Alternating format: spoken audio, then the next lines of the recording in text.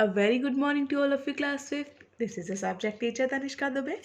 Today we are going to start our next chapter of English grammar, that is chapter number 16, simple present tense and present continuous tense. In previous chapter I have told you that there are three types of tenses, okay, and each tense have divided into four categories, okay. That is clear? Each tense have divided into four categories. It means present tense also divided into four categories. That is simple present tense, present continuous tense, present perfect tense, present perfect continuous tense. Okay, these are the four categories of present tense. Here in this chapter we are read two types of categories. First one is simple present tense and second one is present continuous tense. Okay, now start. The simple present tense is form of a verb that shows the action that takes place in the present. These are simple present tense. Means which action takes place right now, or we can say that take place in present. These are simple present tense. Read the different uses of simple present tense. Okay, repeating action or habits. Repeating action or habits. We use the simple present tense to express the idea that an action is repeated. Okay? That an action is repeated or usual. The action can be a habit. Okay? We can say that action can be a habit or a hobby, a daily event, a scheduled event, or something that often happen. It can also be something a person often forgets or usual does not do. Okay. Here are some examples. I play tennis. She do not play tennis. Does he play tennis? Okay. The train leaves every morning at 8 a.m. The train does not leave at 9 a.m. These are some example of repeating action or habits. Okay. Now here the fact or things which are true at all times. Means these are the facts. The simple present tense can also indicate that a fact was true before, is true now, and will be true in future. Means these are the fact, these are the perfect. It is not important if the speaker is correct about the fact. It is also to make generalization about the people or thing. Here are the examples of facts. Cat like milk. Birds do not like milk. Do goats like milk? California is in America. California is not in the United States. Here are some examples of facts or things.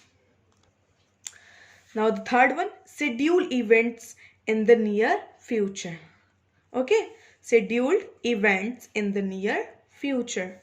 The simple present tense is used to talk about the scheduled events in the near future. This is most commonly done when talking about the public transportation, but it can be used in other scheduled events as well as. Okay. Here are the example. The train leaves tonight at 6 p.m. Okay. The bus doesn't arrive at 11 a.m. It arrives at 11 p.m. When do we board the plane? The party starts at 8 o'clock. When does the class begin tomorrow? Okay. These are the schedules or events. There are various ways to form simple tenses. These are. Okay. Now how can we make sentence in simple present tense? In the third person, the singular verb always ends with s. Okay. In the third person always end with the s. means he wants. Wants end with s. She needs. He gives. She thinks. Okay. In third person always ends with s. Now in negative or question means interrogative words. Negative or question forms use does, the third person of the auxiliary, do plus infinite of the verb. Means he does not want ice cream. Okay, we use does plus not. Does he want strawberry? This sentence is interrogative sentence where we ask question. Okay, where we ask question. These type of sentence are interrogative sentence. He does not want vanilla. Okay,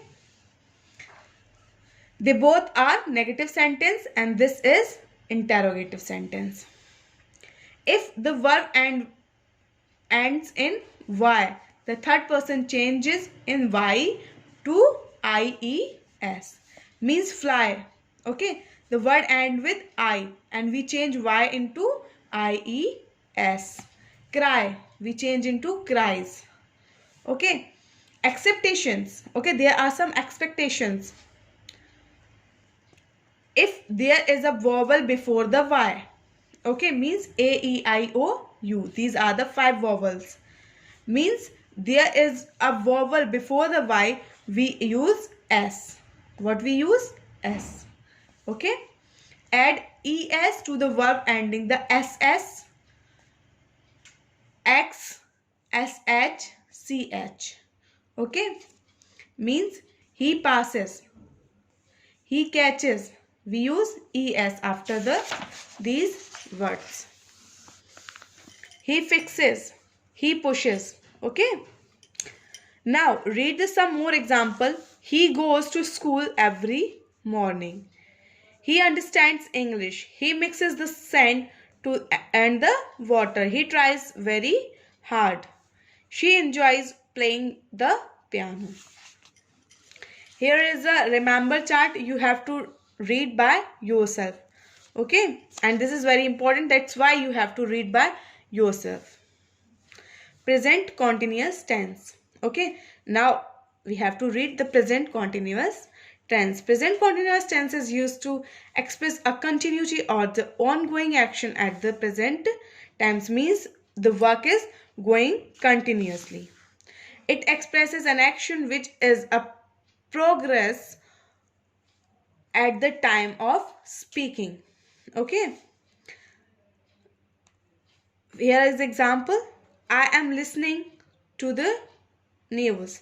You are washing your clothes. She is riding on a horse. They are not playing football. It is raining. Okay, these are the example of present continuous tense. Here's a remember word.